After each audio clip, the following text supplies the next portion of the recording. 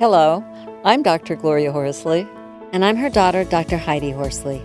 Heidi and I want to welcome you to Open to Hope Conversations, the podcast.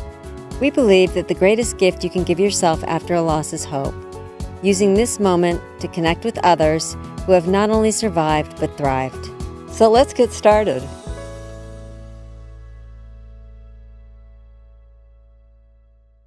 Welcome to the Open to Hope show. I'm your host, Dr. Gloria Horsley, with my daughter and co-host, Dr. Heidi Horsley. These shows are brought to you by the Open to Hope Foundation and the Soaring Spirits Foundation. Michele Neff Hernandez, she's the founder and the executive director, as you said, Mom, of Soaring Spirits International. It is an amazing organization. She's got a resilience center in Texas, which she will tell us a bit about. She is a speaker and a featured trainer for hospices and bereavement teams, and she has a focus on resilience and grief. And all of this has been really as a result of Michele losing her own husband, Phillip, at a very early age, and suddenly found herself a widow. She has gone on not only to survive, but to thrive and to help millions of people and let them know what she did and what you can do as well. So welcome to the show, Michele.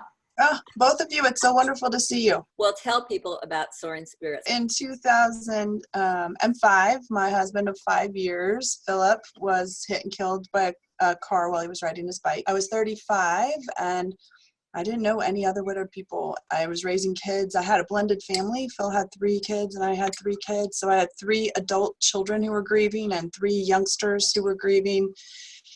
And I had no idea what to do with that. So, it really started out just thinking I'd like to talk to other widowed people. I didn't know where to find them. And so I sort of went on this year-long journey interviewing other widows. And at the end of it all, I realized, gosh, wouldn't it be cool if they could all be together? I wish and then I thought, how in the world will I ever schedule for all these people? I had traveled the country by then. How will I ever get all of these people in one place? And then I thought, well, you know what? Maybe it could just be any widowed person. And so, as you said, Heidi, Soaring Spirits International serves any person who's the person they thought they were going to spend the rest of their life with has died. And as you noted, there's so many people who have been marginalized if they were not considered classically to be widowed. In fact, I just spoke to someone the other day who said, I asked if she was widowed and she said no. And then she said, well, my fiance died. So, it was for her a moment where I got to say, actually, in our community, we consider you to be widowed. And she said, I am. Oh. And so, you really don't, for many people who are widowed and we're in a marriage, mm-hmm. we forget and take for granted that experience, the one we don't want, the one people are talking a lot about how they wish they didn't have to have, is something that some people really wish they could have recognized. And so that's the reason why Soaring Spirits, it was founded to provide community for widowed people. Mm-hmm. We are a peer support organization that offers in-person and online programming so that people don't feel like they're alone in this grief experience. And because of that, I never wanted to be. The reason our online and in-person programs work so well together is because I don't have to tell anyone, no, I'm sorry, we can't help you.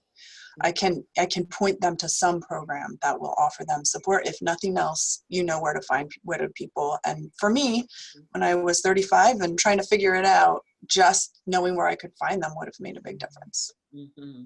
Well, tell us about some of your programs, because there's so many. Tell us about you can start with your conferences or your online, wherever you want to go. So I'll start with our signature program, which is called Camp Widow. And it's the one that Gloria referenced when she said I decided to plan a conference. So at that moment where I said, what if any widowed person could connect with through this event? The event, it was born in my head. We called it the National Conference on Widowhood initially because we wanted very much to make it sound like it was serious. And as it turns out, our campers renamed it to Camp Widow because they wanted it to sound more like something that was a little less focused on the academic areas.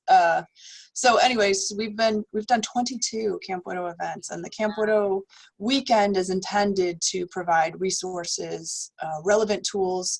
It's a place created by widowed people for widowed people. So for this one weekend, people who come to us, the one thing that usually makes them different in a crowd, which is the fact that they're widowed, actually is the thing that ties them to all of these people in the room.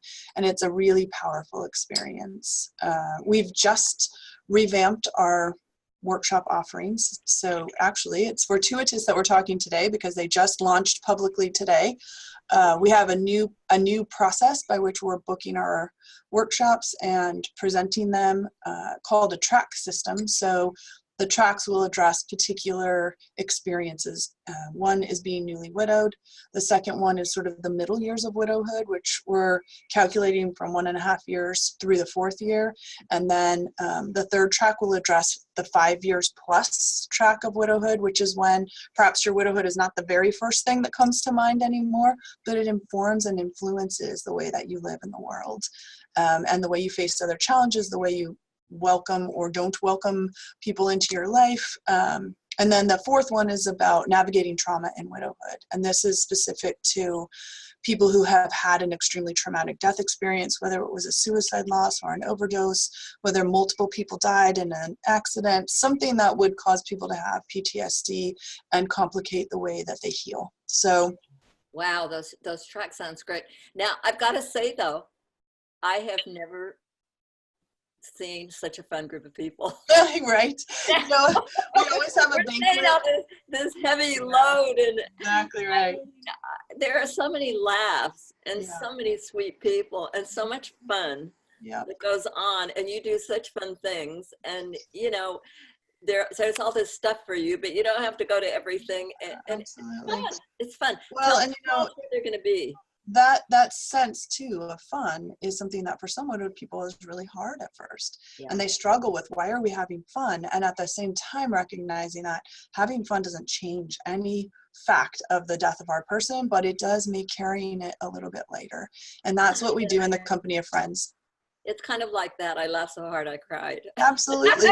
Well, and people tell us every single camp, like, I have not laughed that hard in so long, or my cheeks hurt from laughing. I thought I was going to be crying all weekend. And it's not as if we don't address the hard things. We do. Yeah. But we also give people an opportunity to be light when they know that the people around them are not going to make any assumptions about how they feel or whether or not they're still grieving, based on the fact that they're able to laugh and enjoy the time that they have. Well, that's my thought, Michelle. They're in a safe place where they can laugh and cry and won't be judged. Absolutely. Absolutely. And the freedom of that really helps them to embrace the fact that they can take these light moments in life as they come and not assume that that means they're not doing the work of grieving or that they don't miss their person. So it's really a beautiful and powerful thing. I've had many people on the dance floor at Camp Widow say, you know, for the first time I feel alive. Camp Widow has its own website, campwidow.org, and you can see all the location details there, as well as our brand new workshop selection, which we're excited about.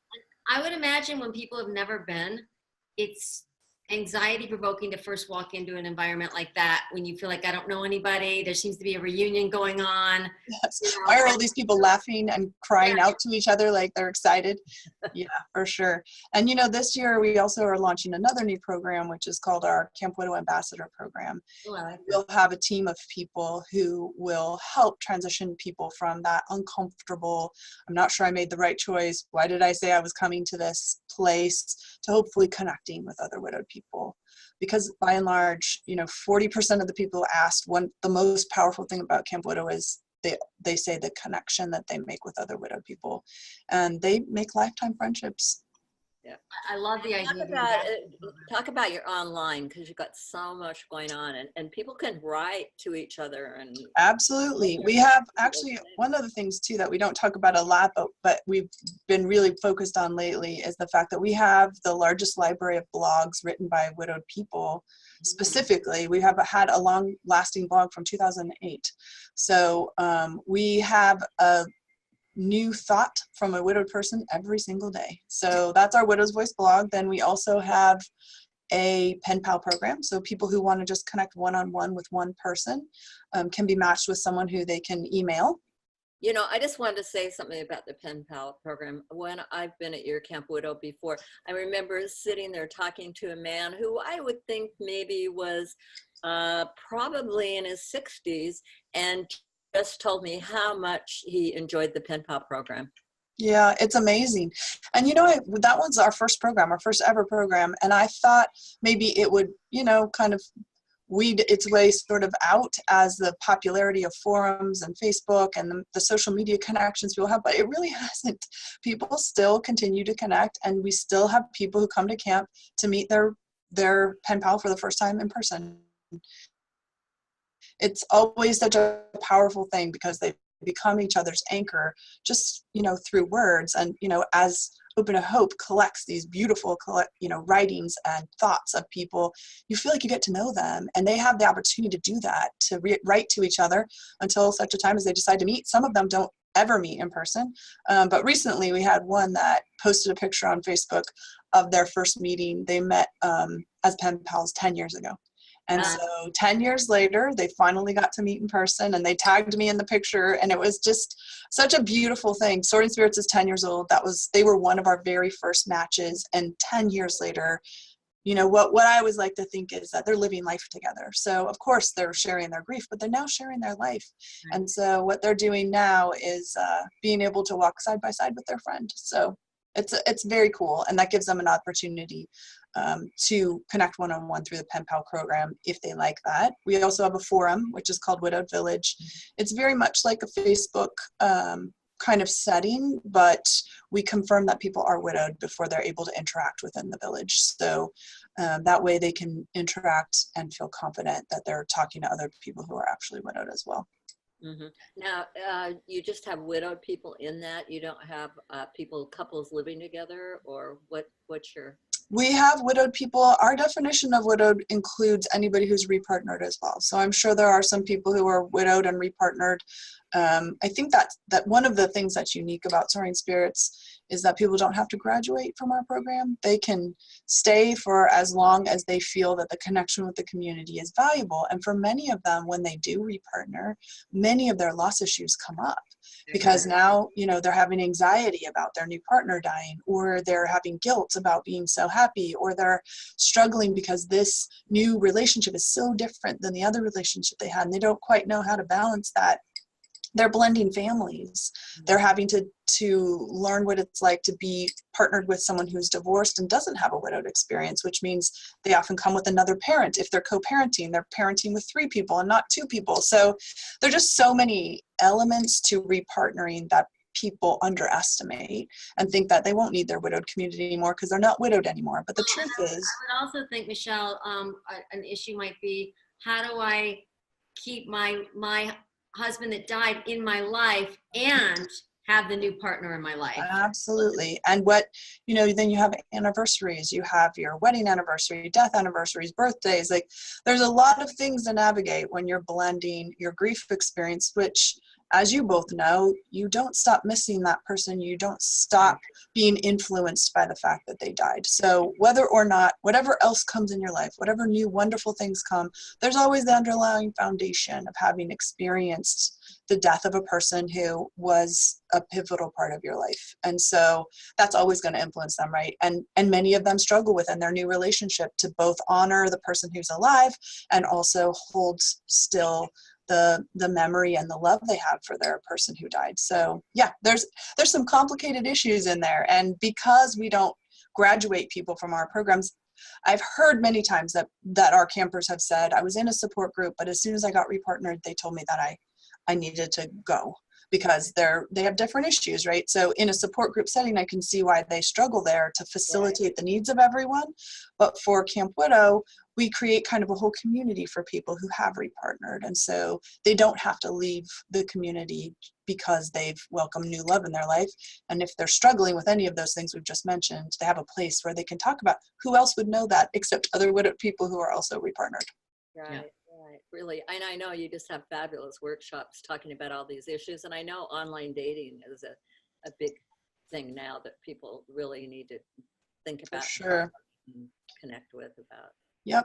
And we try to keep it real at Camp Widow. So we want to talk about the things that they are really talking about. and to be able to provide people with real information about the dating world, about intimacy. Many of them have not thought about that for a really long time outside of a very safe relationship. So we want people to have good relationships, safe relationships. We want people to have the information they need to process both emotionally and then address the physical needs too. So it's like I said, we really work at saying, what are our people really struggling with, and how can we provide tools and resources that are going to help them? You would be able to read anything on the Soaring Spirits website or the Camp Widow website without any kind of signing up. And actually the same is true of our Widowed Village, which is the online forum I mentioned. We do confirm that people are widowed, but we also have our platform open to Google. So you can't interact, but you can read. So if you're not in a place where you think, I don't know about this, I'm not sure I want to, most of the time people actually do generally just look for a while, and then something comes up and they're like, I really want to respond to that, or that person is someone I really want to connect with, and then they choose to join and go through the process of providing. And we don't send emails. We're not collecting emails to be able to contact you. We are collecting your email at that point to confirm that you're widowed, so that when you enter the village, you also feel safe. Michele, if you got a piece of advice for somebody who's recently lost a partner, what would it be?